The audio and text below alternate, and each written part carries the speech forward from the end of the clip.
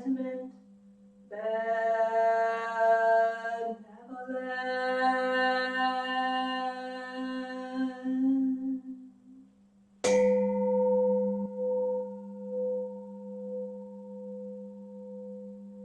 Dharma friends sitting still in vital silence,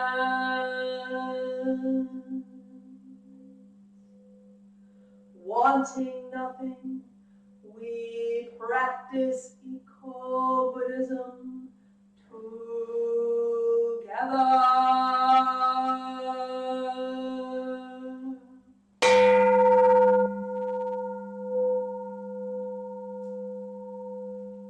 The sound of the temple bell booms for all to cease from conflict.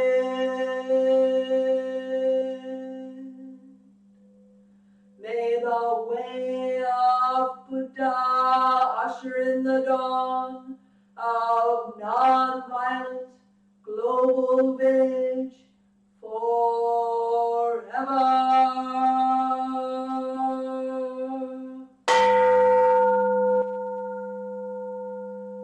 Here's the after sound of the bell.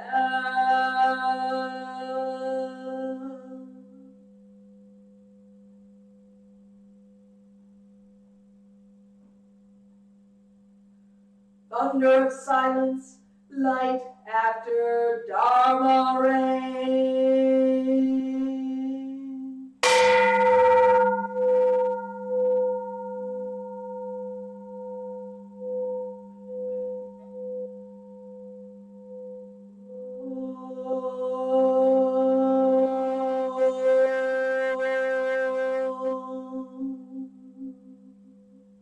Amoga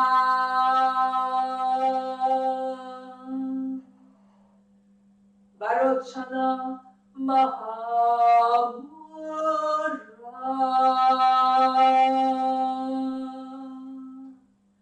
Manipadme Jvala Pravartaya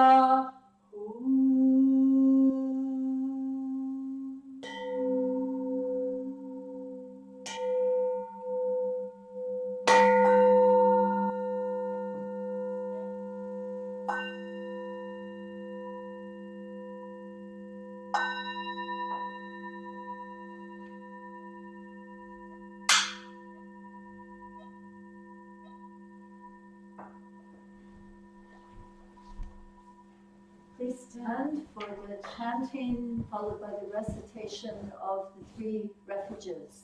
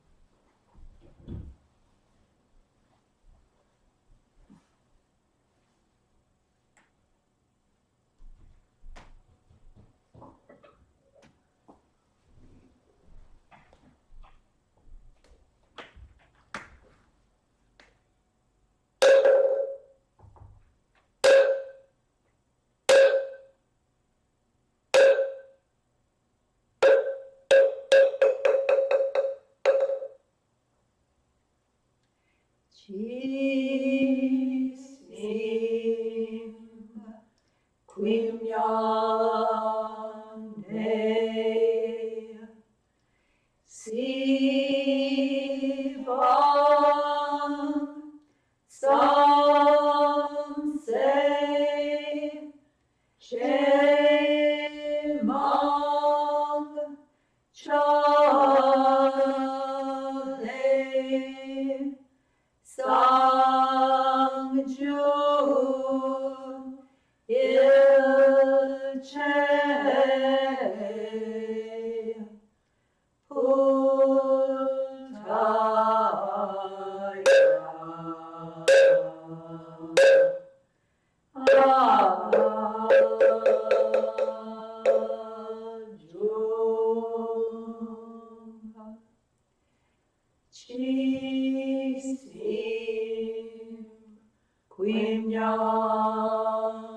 Vinyane Sipon Sam Se Shemang Chale Saju Ilche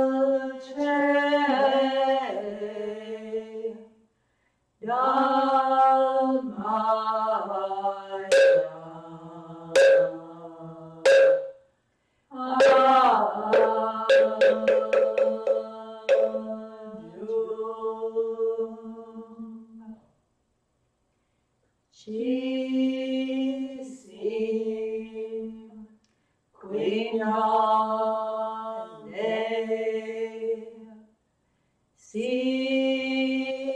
Sipam Samse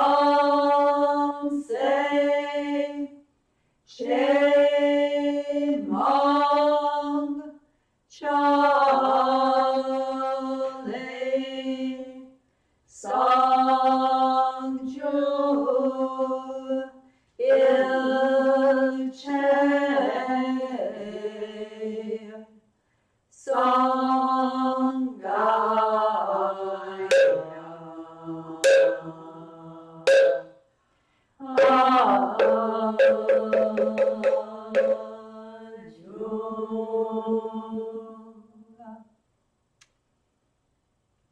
Please repeat this English translation after me. I go for refuge to the Buddha. I go for refuge to the Buddha And resolve with all beings. and resolve with all beings. I will cultivate a heart of enlightenment. I will cultivate a heart of enlightenment And realize the great way. and realize the great way.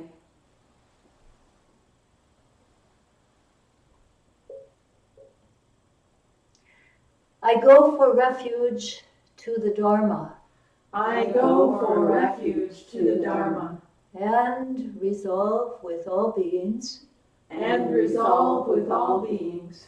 I will penetrate the teachings I will penetrate the teachings and uncover oceans of wisdom. and uncover oceans of wisdom.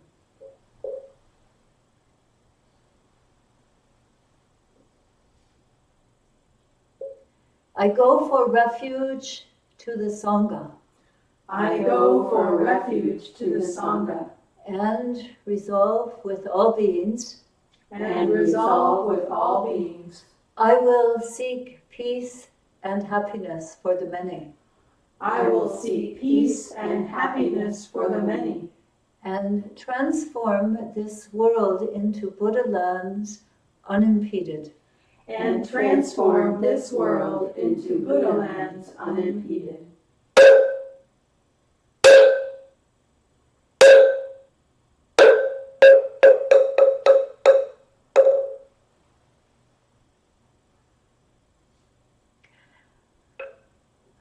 Please return for a 5-minute period of meditation, which will be followed by a talk by our priest Ma'um.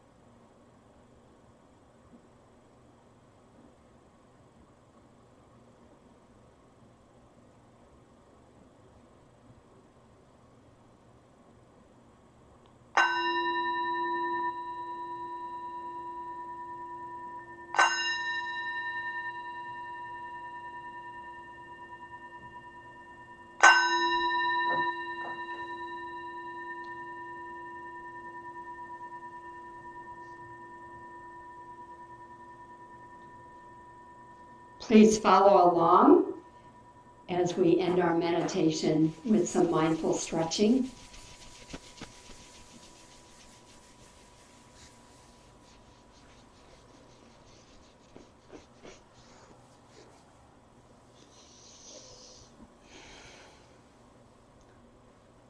Working with body, breath.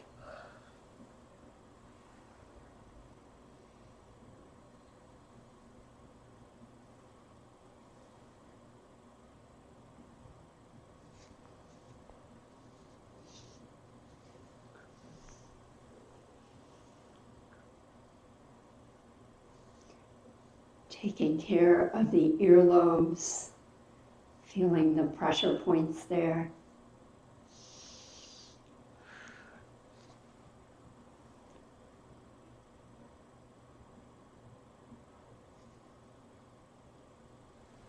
Leaning forward with the head back, breathing deeply as we stretch the lower back.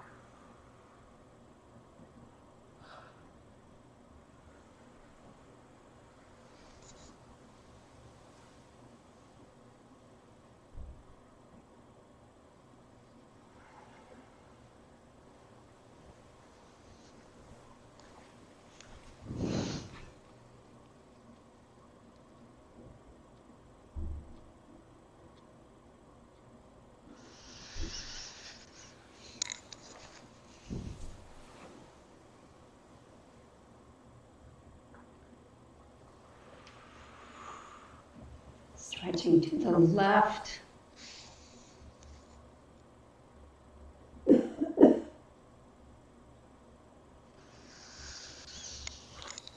And then to the right.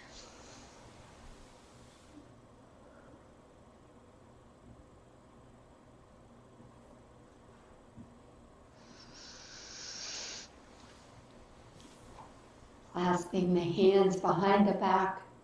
And then just leaning over, good stretch.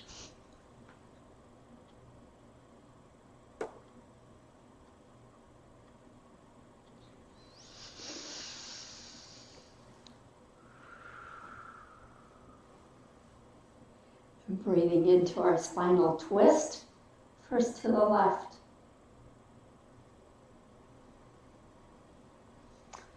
Then to the right.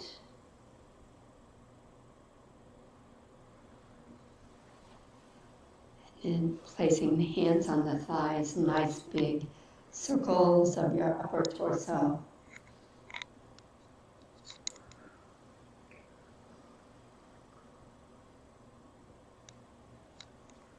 Reverse direction.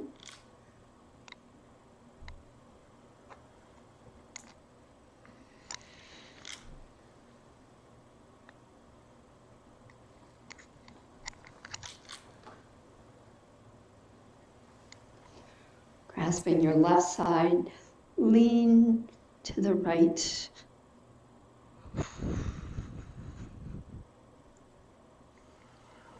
And then to the left.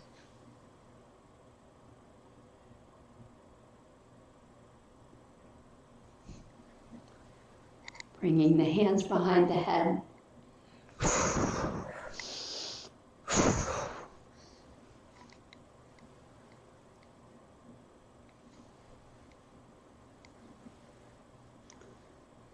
Now stretching up, up, up, up toward the sky.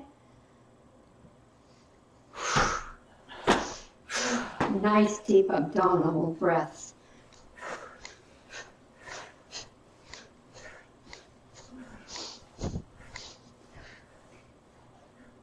Right. So now we feel alert and ready for our Dharma engagement. If we could move the camera close. And I would encourage you to come close as well.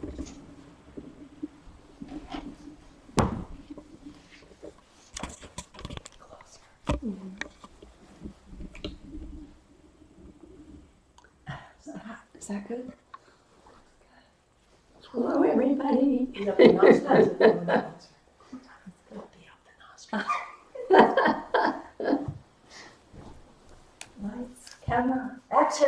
action. Today we are reading from the Dhammapada chapter Impurity, and this would be page 96. Life is easy for the one who is without shame, impudent as a crow, a vicious gossip, vain, meddlesome, dissolute.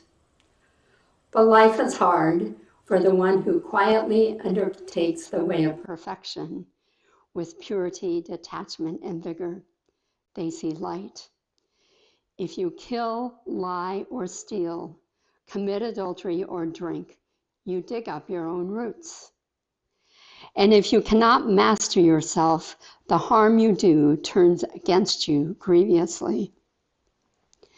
You may give in the spirit of light or as you please, but if you care how another one gives or how they withhold, you trouble your quietness endlessly. These envying roots, destroy them and enjoy lasting quietness.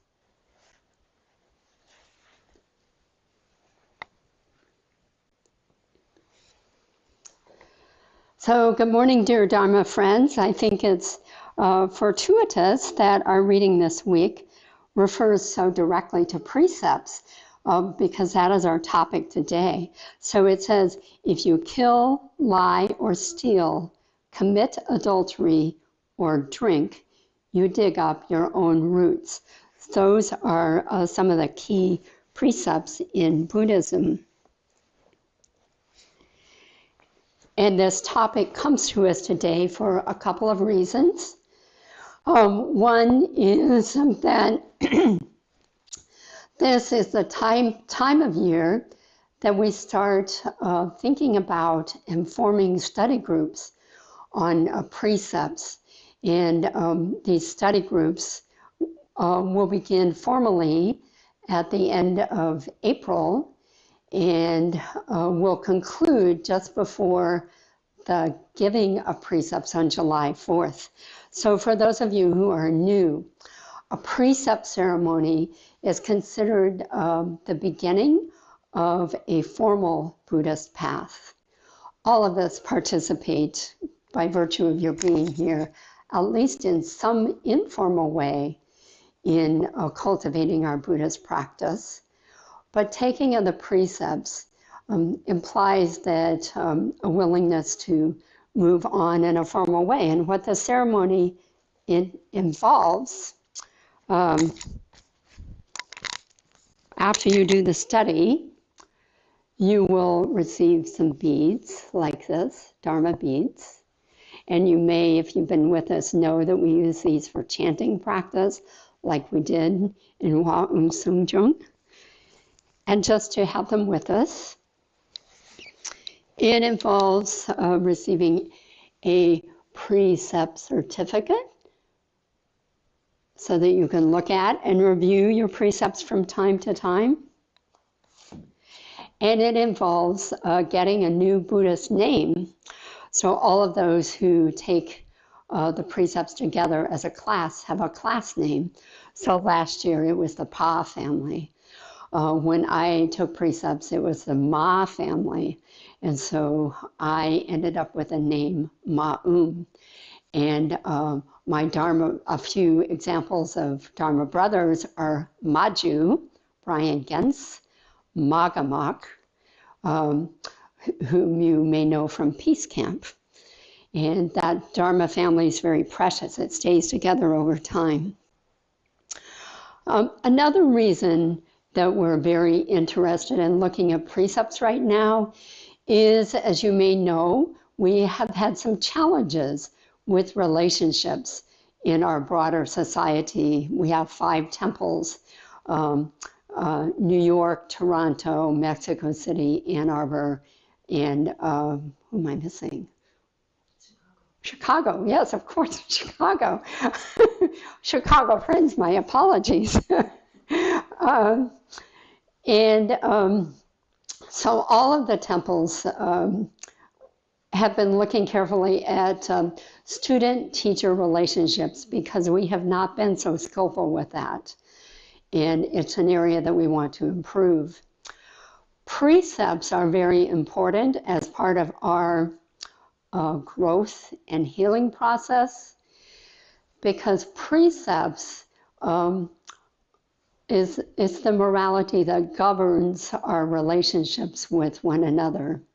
So the Buddhist path you can think of as 3 key trainings.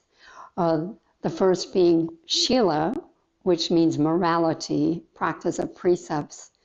The second, Samadhi, concentration, meditation practices.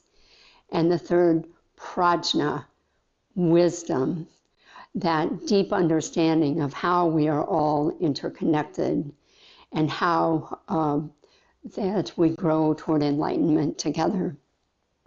So Shila, Samadhi, Prajna. In many monasteries, you're not allowed to sit with the monks in meditation until you have spent some time serving the monastery in day-to-day work and practicing the precepts, because the precepts govern the behavior of the monastery. So let's dive right in now and just read the precepts. I ask that you bring your hands palm to palm, deepen your breathing, and reflect. As I read these, this particular version is very straightforward. It comes from Robert Aiken, 10 Grave Precepts.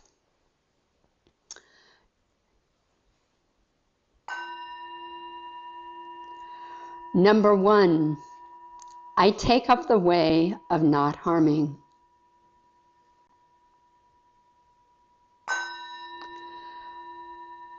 Number 2, I take up the way of not stealing.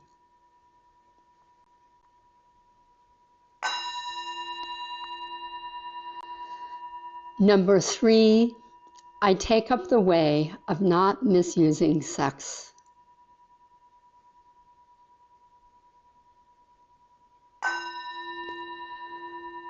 Number 4, I take up the way of not speaking falsely.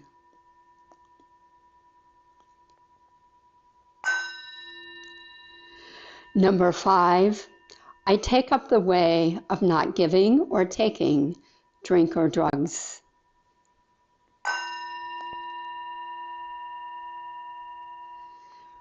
Number 6, I take up the way of not discussing the faults of others.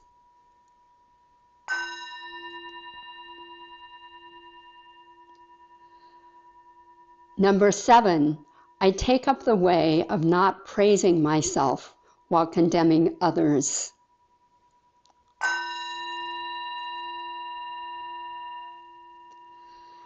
Number 8, I take up the way of not sparing the Dharma assets.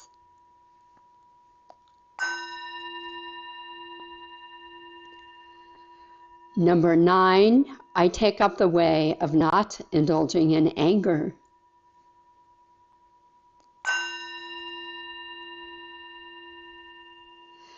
Number 10, I take up the way of not slandering the 3 treasures, Buddha, Dharma, Sangha.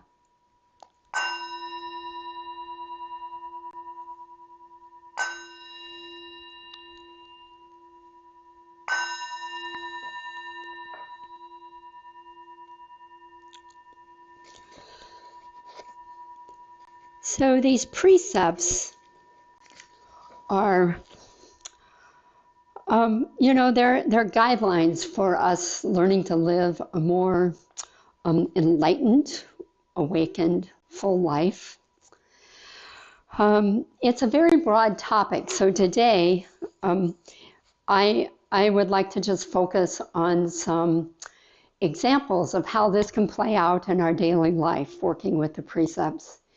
And also to ask you, to inspire you perhaps to commit or consider participating in a deeper study, either with the class or on your own at some future time. So, relevance. Moral dilemmas come up in everyday life all the time. And so just look around you. For example, it's tax season.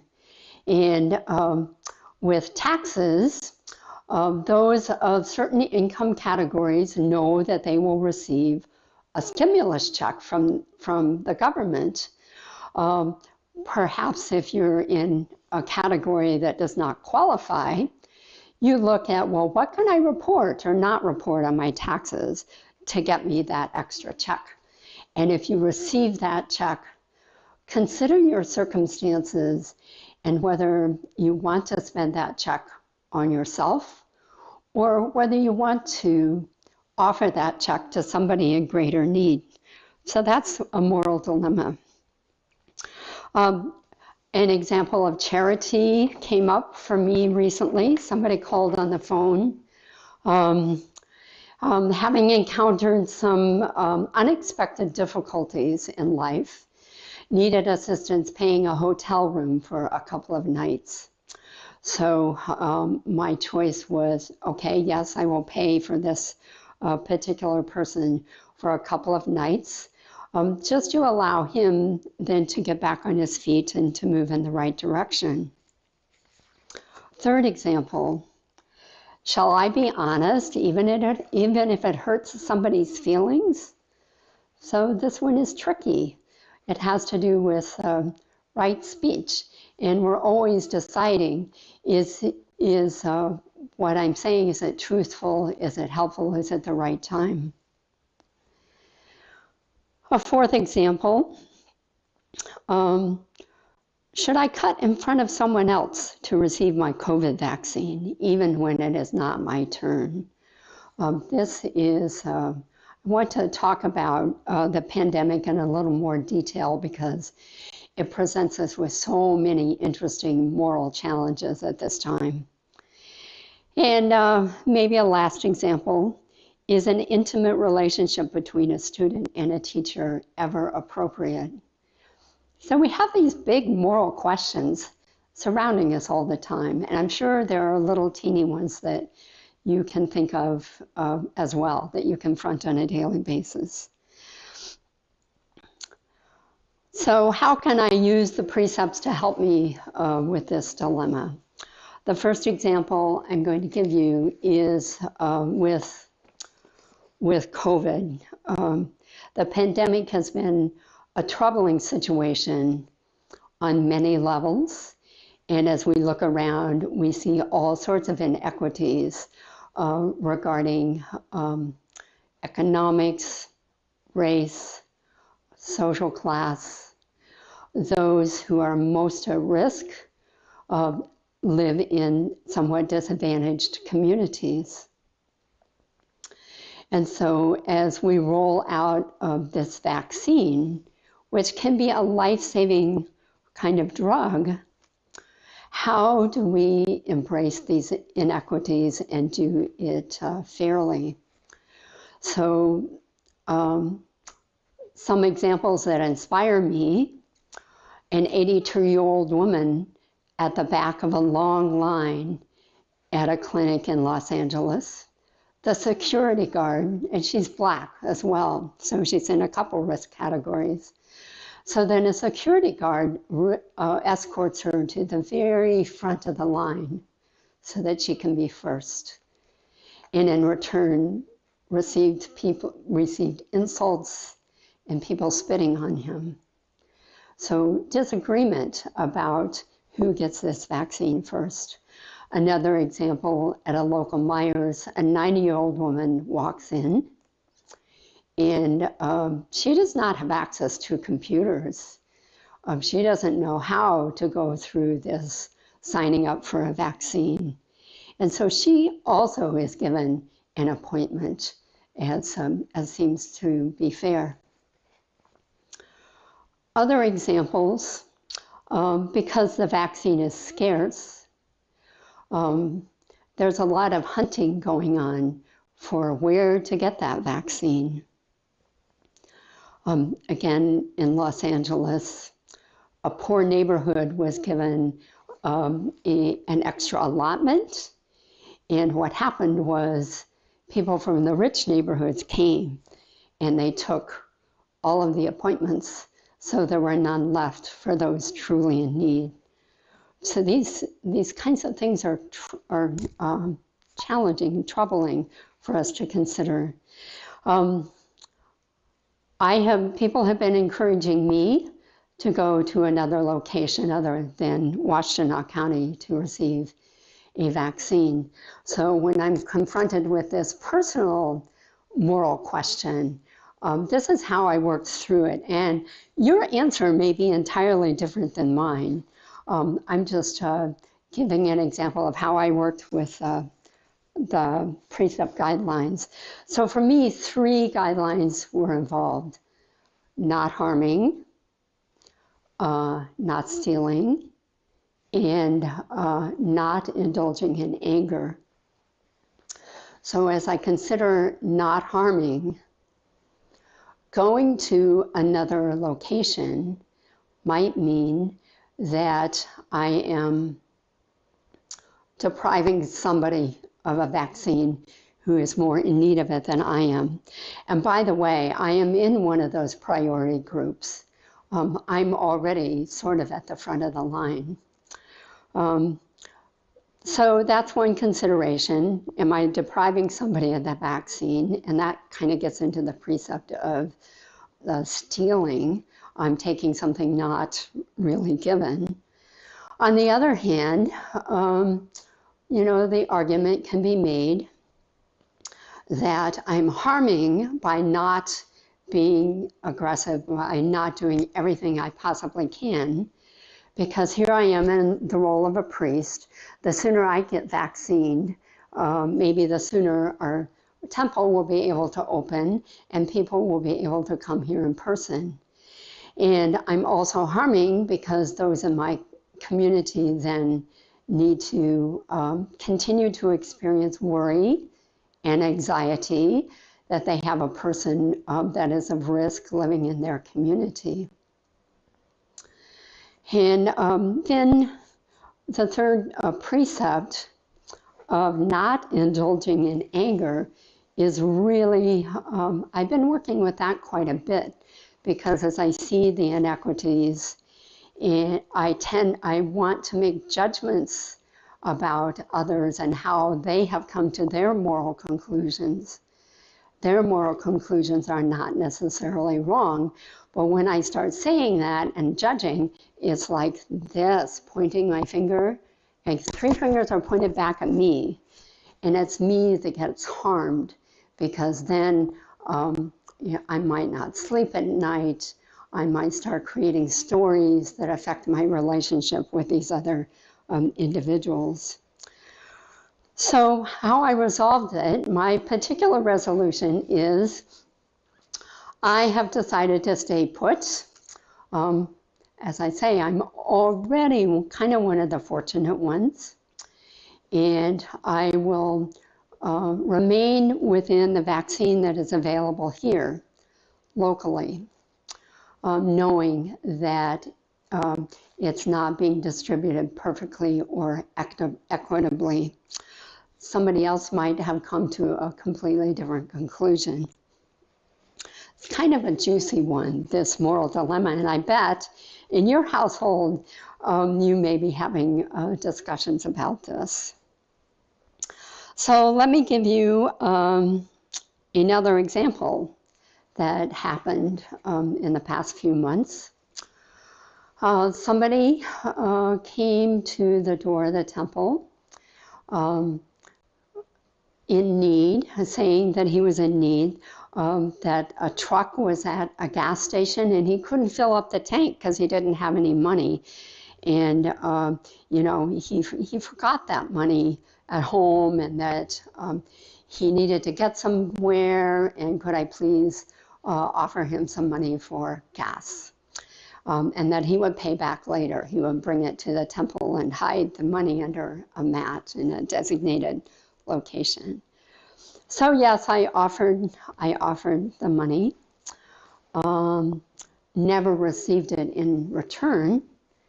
And then a couple weeks later, this same person shows up saying, I need some money, and it was for something else. I can't remember what it was. And I said to him, well, last time I loaned you money, you didn't pay it back, so I am not inclined to give you money at this time.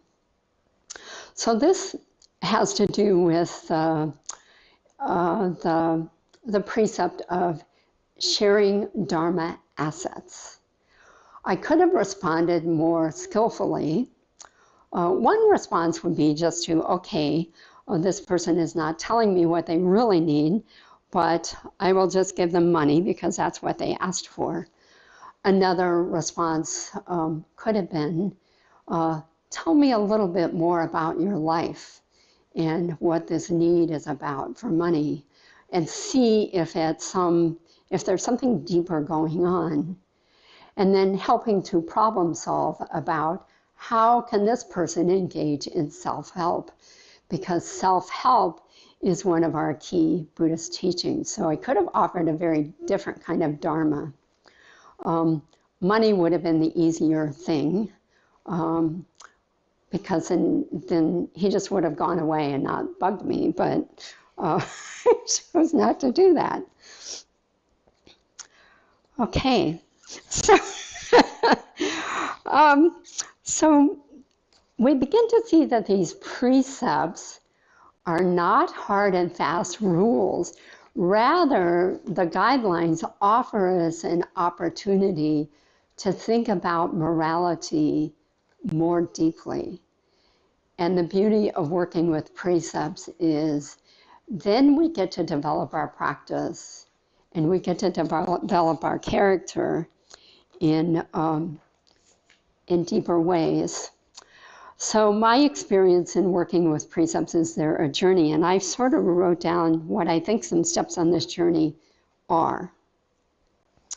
So at first, when I first came to the temple, I knew so little about Buddhism, and I decided, well, these precepts are kind of interesting, and it's kind of a way of becoming part of the club. I get the beads, I get a Buddhist name, I get a certificate, and so I'm just going to study them because it's part of the prescribed process.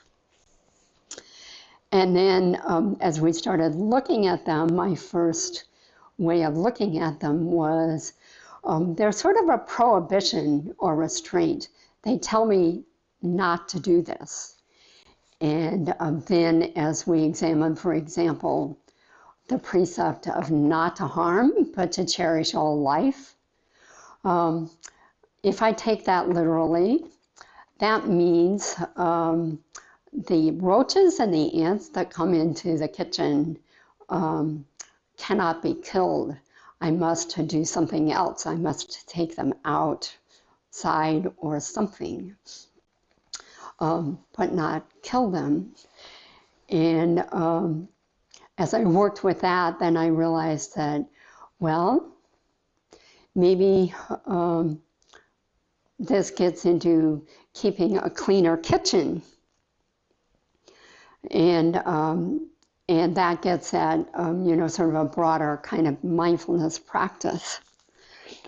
But my observation was at first we tend to look at these as rules, dogmatic rules. Don't harm, don't steal, don't lie, don't misuse your sex, don't take a drink of wine, these kinds of things. But we quickly realize that applying them in that dogmatic way is not going to work. So eventually then we start to develop some compassion. Back to this example of the roaches. Not killing the roaches, I have some compassion for the roaches, and I want them, or in our case in the temple, it's mice in the kitchen. And so what do?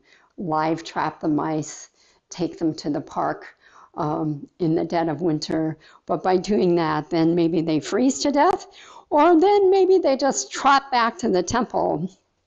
Haju had that experience one day. A mouse followed her all the way from Burns Park back to the temple to get into a nice warm environment. So we develop the compassion and we start to think about, what's the wisdom here? And we develop some skillful means. We begin to generalize things into virtues as opposed to prohibition. So back to this example of keeping things cleaner and engaging in mindfulness practice. Mindfulness cultivation is a type of virtue that we can do not only for ourselves but for others. So we become then more altruistic. We start to do things out of a sense of compassion or wisdom rather than just duty. Eventually, we begin to realize our interconnectedness and social responsibility, our shared humanity. We're all part of Indra's net, which is this beautiful image of a vast net covering the entire world. And each one of us is a node in that net. Each one of us is a refractive jewel that reflects all the other things in the net. So whatever we do impacts somebody else. And this, of course, connects to social justice issues and the many dilemmas that we are facing in our society right now. And then eventually, when these enlightened motivations begin to take hold, we move beyond the explicit rules, the reading of the precepts as they're laid out, and think more in terms of pure precepts or principles. The pure precepts, three main ones: maintain the moral code, practice all good dharmas, and save the many. If you practice just one precept, not to harm, but to cherish all life, it sort of encompasses all of the rest of them. And so there's less of a need to become dogmatic and memorize things. So Dale Wright, one of my favorite contemporary Buddhist authors, talks about practicing of precepts as character development. Practicing the precepts determines who and what we become. In turn, this helps shape others and the society in which we live. And it encourages others to treat you in a way that corresponds with your character. So they will do unto you as you have done unto them. Another thought is, as we make this journey of looking at precepts, we need to avoid some pitfalls. It's important that basic needs be met for food, shelter, engaging in a philosophical discussion about precepts, or talking about not stealing. It's very difficult if you're out on the streets and you don't have anything and you're cold and you're hungry and you can't engage in precepts in these ways. So be mindful of that as we practice our morality, that we need to meet people where they're at, and sometimes us practicing the precept is what is important, rather than asking them to engage in a discussion about it. Second pitfall we've touched upon, just following the rules can become pretty mechanical and joyless and meaningless. And third pitfall also, morality can become judgmental about the qualities of other actions. And so we need to avoid that pitfall. So one takeaway that I would like to offer you about precepts comes from the Buddha himself. So I always like to try to dig back into the origins of when the Buddha was first talking about precepts. And we have this book. It's called In the Buddha's Words. It's an anthology of key discourses from the Pali Canon brought to us by Bhikkhu Bodhi. And so I looked in the back of this book for the topic of precepts and saw the discourses that the Buddha had with his disciples. And in one of the first discourses, he talked about these precepts. He was encouraging his disciples to practice them as gifts. And I'd not thought about them as gifts before. And this is kind of an aha for me and pretty inspiring. So the Buddha said, these practicing the precepts are pristine, traditional, ancient gifts. Their monks, these 5 precepts are pristine, long-standing, traditional, ancient, and unadulterated. And by practicing them, we give others freedom from fear, hostility, oppression. And as a karmic consequence, we enjoy these same gifts. This made me think of our visiting monk that we had this past year, Phap Vu, from the Thich Nhat Hanh tradition. When somebody becomes a true monastic and lives in a monastic community, they have to practice lots and lots of precepts, not just the ones we were reading, but about 250 of them in all. It's a full-time job. So while Phap Vu lived with us, it was said on more than one occasion, it's really a gift that you're here practicing with us. And by expressing these precepts in a very embodied way, he helped each and every one of us who lives in the temple in a very individual way. And it was quite beautiful to watch that process, to watch his ability to be present, practicing these precepts, to bring the wisdom that comes from practicing the precepts, and to offer these gifts of freedom from fear, hostility, and oppression. So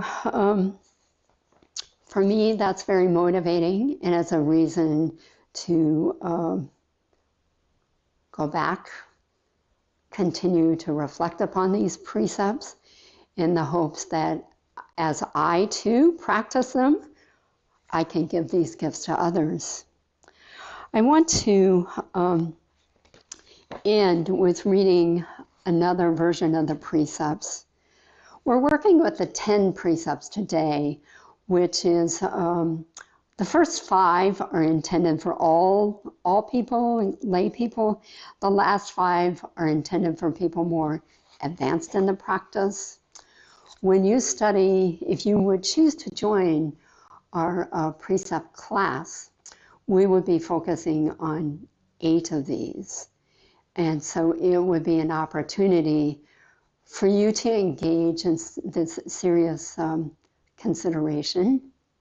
Whether you end up getting the beads and the Dharma name is a sort of secondary to participating in their study. So as I read them this time, again, place your hands in Hapchang.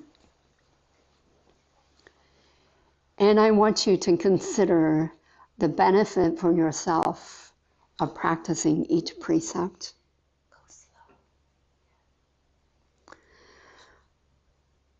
Number 1, do not harm, but cherish all life. If you violate this precept, you will destroy your seed of compassion. Therefore, you will not be able to go forth on the Bodhisattva path.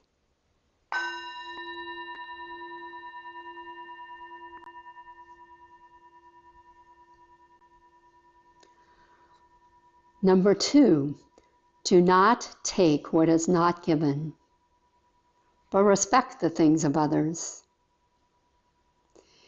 If you violate this precept, you will destroy your seed of virtue.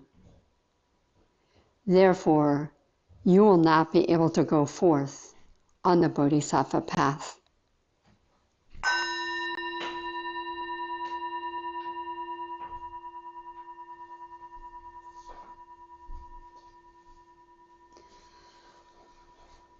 Number 3, do not engage in sexual misconduct, but practice purity of mind and self-restraint. If you violate this precept, you will destroy your seed of purity. Therefore, you will not be able to go forth on the Bodhisattva path.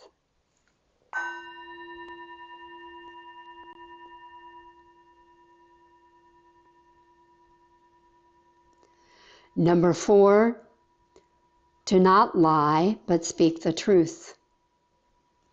If you violate this precept, you will destroy your seed of truth. Therefore, you will not be able to go forth on the Bodhisattva path.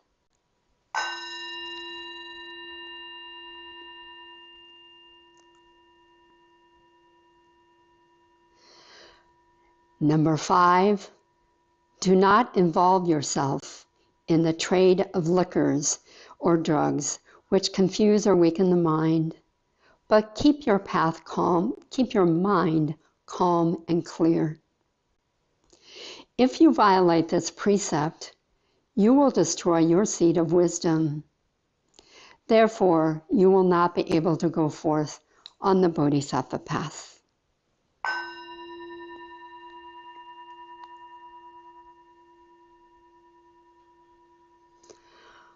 Number 6, do not speak of the misdeeds of others, but try to understand them with sympathy.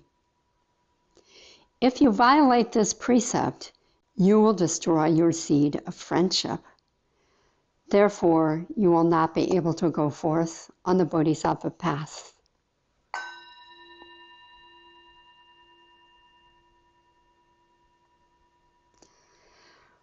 Number 7, do not praise yourself nor condemn others. If you violate this precept, you will destroy your seed of respect. Therefore, you will not be able to go forth on the Bodhisattva path.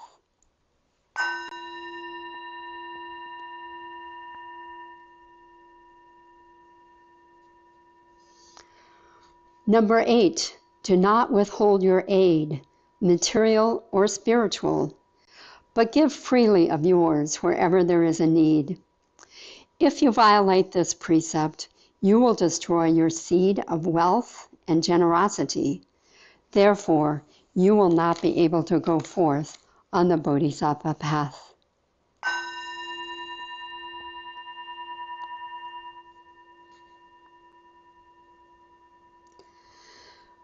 Number 9, do not get angry, but be forgiving.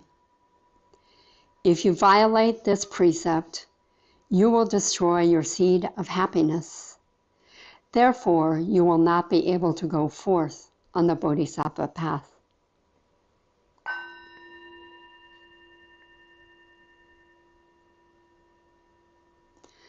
Number 10, do not revile the Triyatna, Buddha, Dharma, and Sangha, but uphold them. If you violate this precept, you will destroy your seed of faith, and therefore you will not be able to go forth on the Bodhisattva path.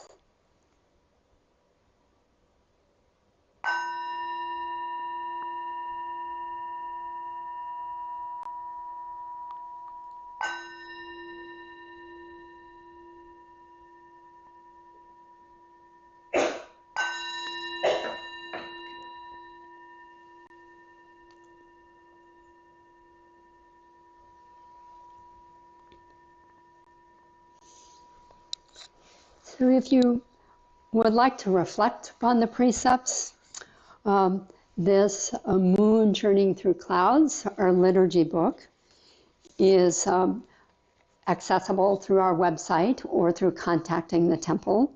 And there's a few different versions of the precepts in there for you to work with. I also would invite you to join in our precept class this year. It doesn't matter if you've already taken precepts. I'm a member of the Ma family. I took them over 15 years ago.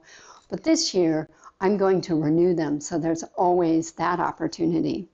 So there will be informational meetings happening on Sundays, March 28th, April 4th, and April 19th. And then we will begin the classes in earnest on April 25th. And precepts will be given on July the 4th. Our deepest wish is that we can do that in person. But if not, we can certainly be together in this virtual world. So thank you. And with that, I'm going to pass the camera over to Hayun for announcements.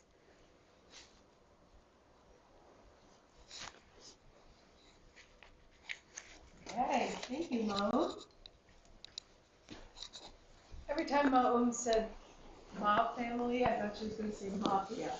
So you can join your own like little mafia group, because we're all families. I lost my train of thought. Okay, announcements. First of all, I wanted to make sure that everyone here knows about our e-bulletin, which comes out every week, or maybe sometimes not, but pretty much every week.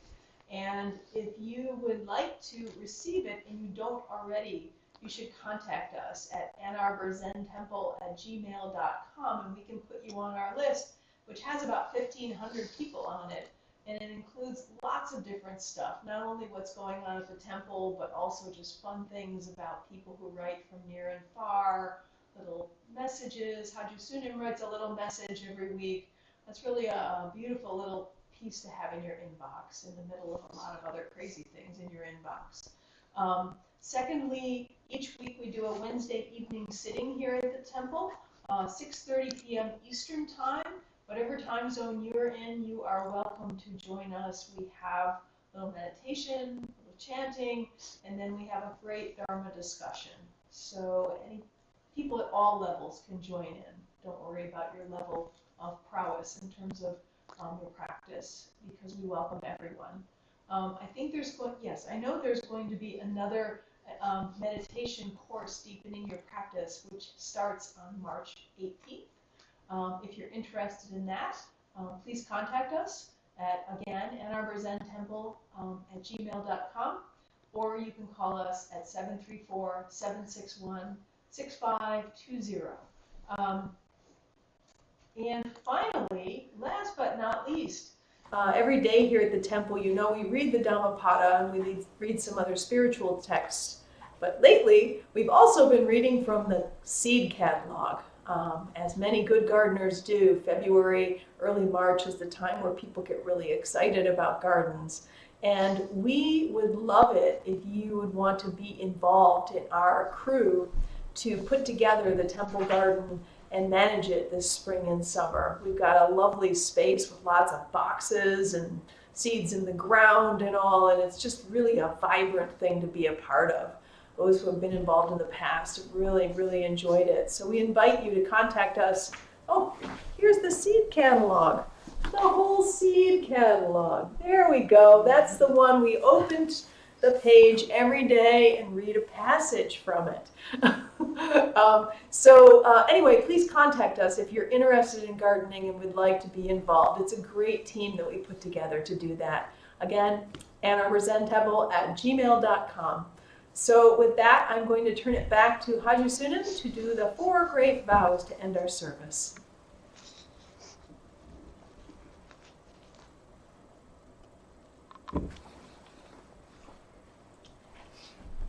Please repeat after me. All beings, one body. All beings, one body. I vow to liberate. I vow to liberate. Blind passions, one root. Blind passions, one root. I vow to terminate. I vow to terminate. Dharma gates, one mind. Dharma gates, one mind. I vow to penetrate. I vow to penetrate. The great way of Buddha. The great way of Buddha. I vow to realize. I vow to realize.